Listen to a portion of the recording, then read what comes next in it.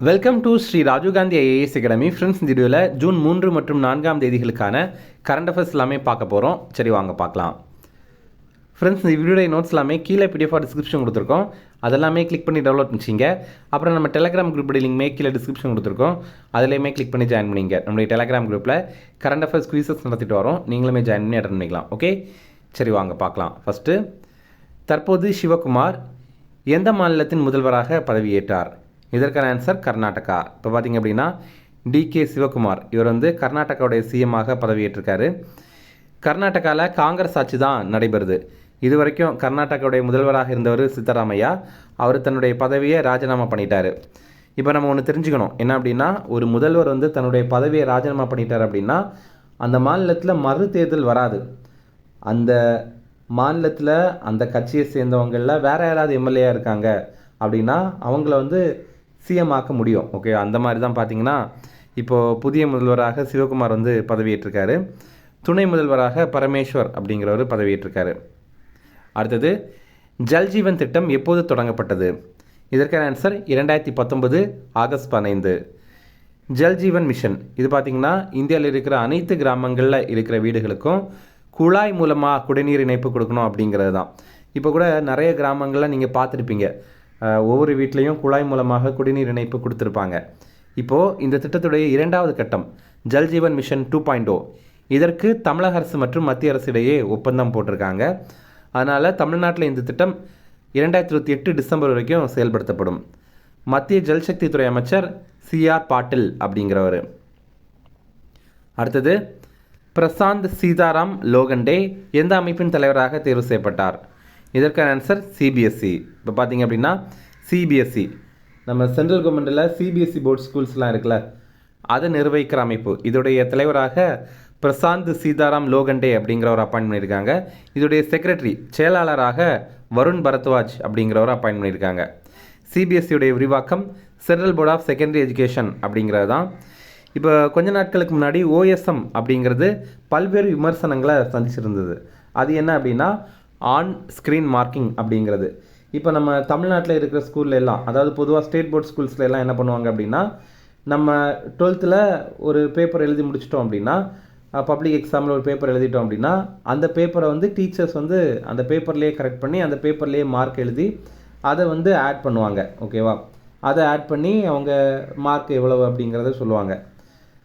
அதே நேரம் இந்த ஆன் ஸ்க்ரீன் மார்க்கிங் அப்படிங்கிறது என்னென்னா, அந்த சிபிஎஸ்சியில் 12th ஸ்டாண்டர்டில் அந்த மாணவர்கள் ஒரு பேப்பர் எழுதி முடிச்சிட்டாங்க அப்படின்னா அதை ஸ்கேன் பண்ணி கம்ப்யூட்டரில் அப்லோட் பண்ணி வச்சுருவாங்க.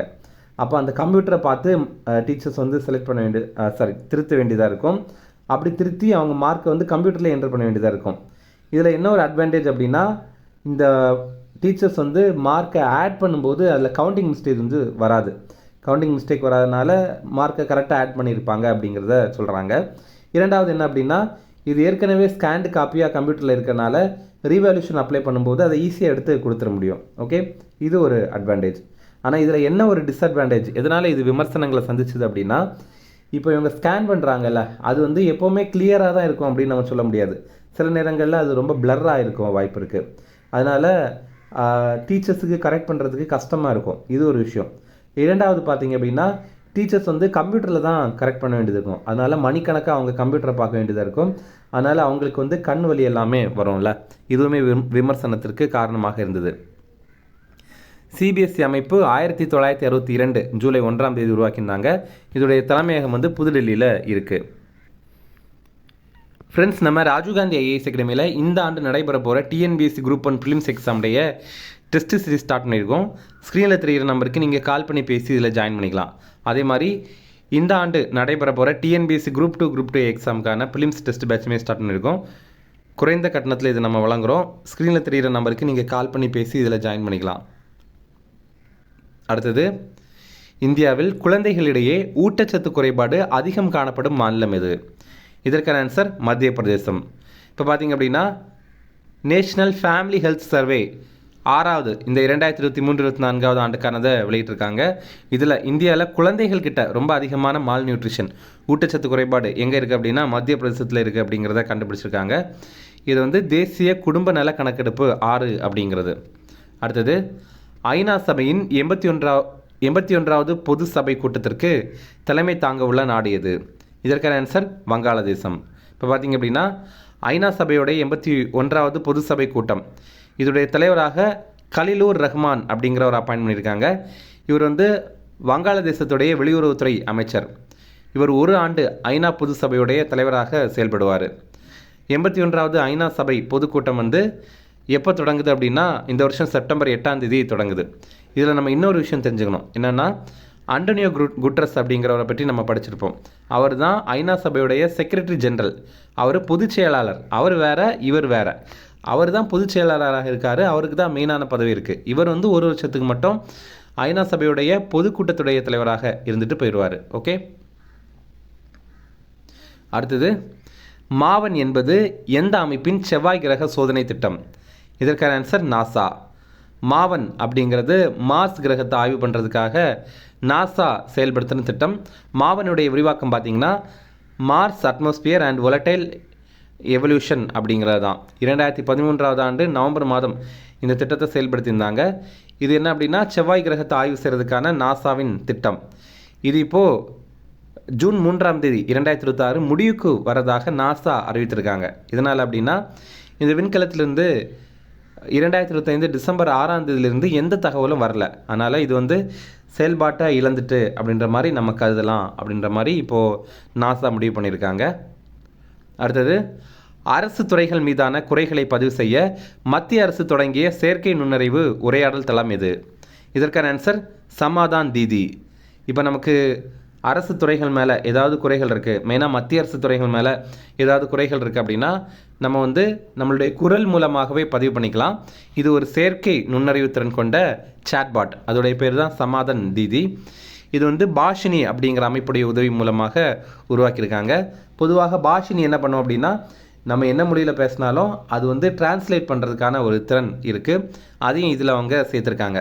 பாஷினியுமே மத்திய அரசுடைய ஒரு மொழி சேவை தான். அதை இவங்க இந்த சமாதான் தீதி கூட வந்து சேர்த்துருக்காங்க.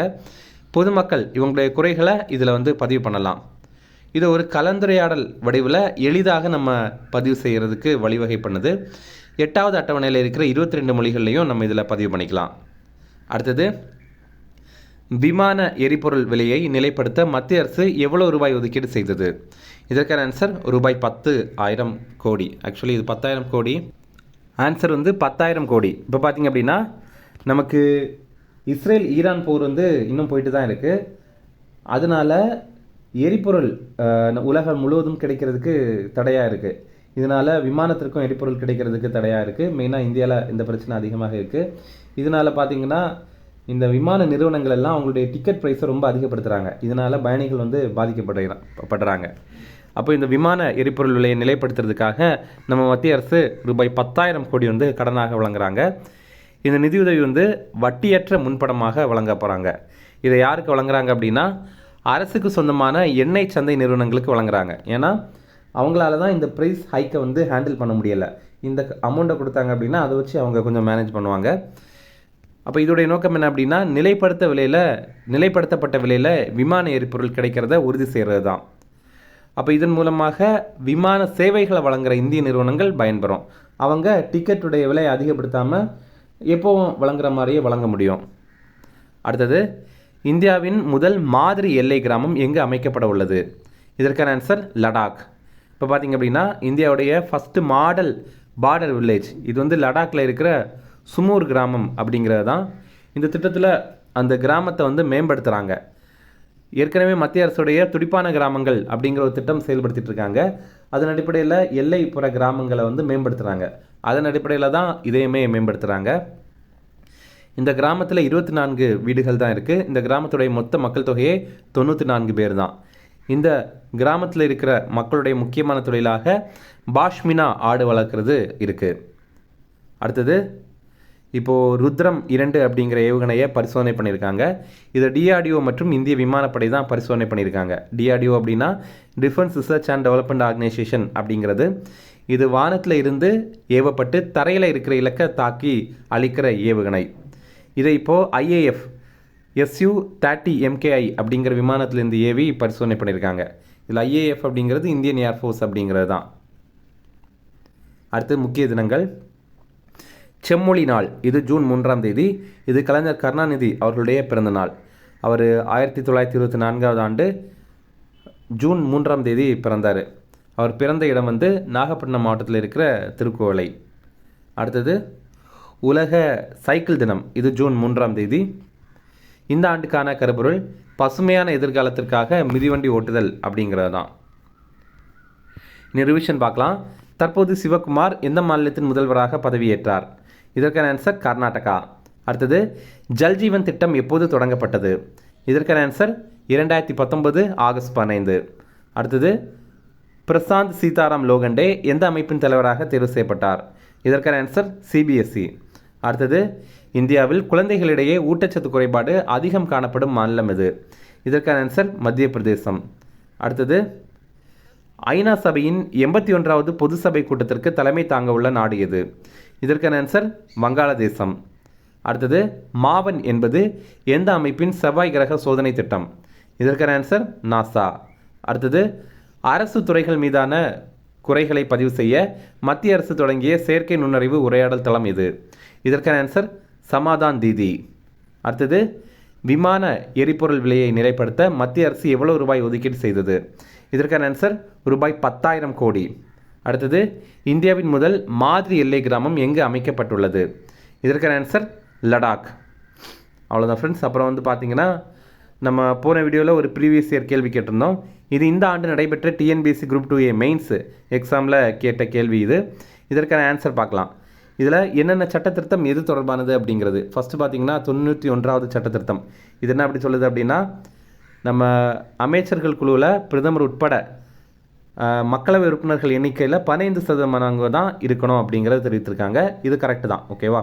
இது பார்த்திங்கன்னா நம்ம தமிழ்நாட்டில் கூட ஒரு அமைச்சர் குழுவை வந்து உருவாக்கும் போது மொத்த சட்டப்பேரவை உறுப்பினர்களுடைய எண்ணிக்கையில் 15% தான் இருக்கணும் அப்படிங்கிறத நம்ம பார்த்துருந்தோம். அதே மாதிரி தான் இதுவும்.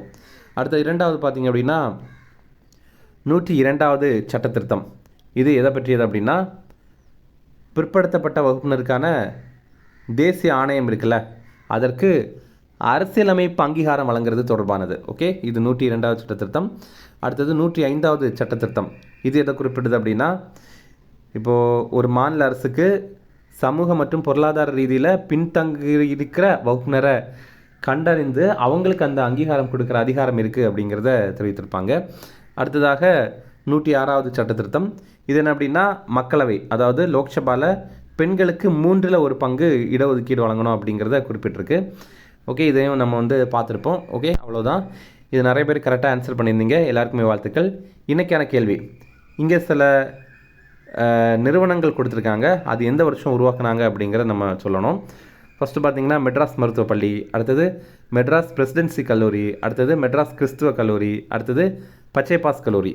இதெல்லாம் எந்த வருஷம் க்ரியேட் பண்ணாங்க அப்படிங்கிறத நீங்கள் வந்து சொல்லுங்கள். இந்த மாதிரி கல்வி நிறுவனங்கள், அப்புறம் தமிழ்நாட்டில் இருக்கிற பல்கலைக்கழகங்கள், இதெல்லாம் எந்த வருஷம் உருவாக்குனாங்க அப்படிங்கிறத இப்போ கொஞ்சம் நாட்களாக எக்ஸாமில் கேட்குறாங்க. அதனால் நீங்கள் அதையும் கொஞ்சம் பார்த்து வச்சிங்க. ஓகே, அவ்வளோதான் ஃப்ரெண்ட்ஸ். இந்த வீடியோ பிடிச்சினா கண்டிப்பாக லைக் பண்ணுங்கள். நம்மளுடைய சேனலுக்கு சப்ஸ்கிரைப் பண்ணி வச்சிங்க. உங்கள் நண்பர்களுக்குமே ஷேர் பண்ணுங்கள். கண்டிப்பாக இது அவங்களுக்கும் நல்லதாக இருக்கும். Okay, thank you.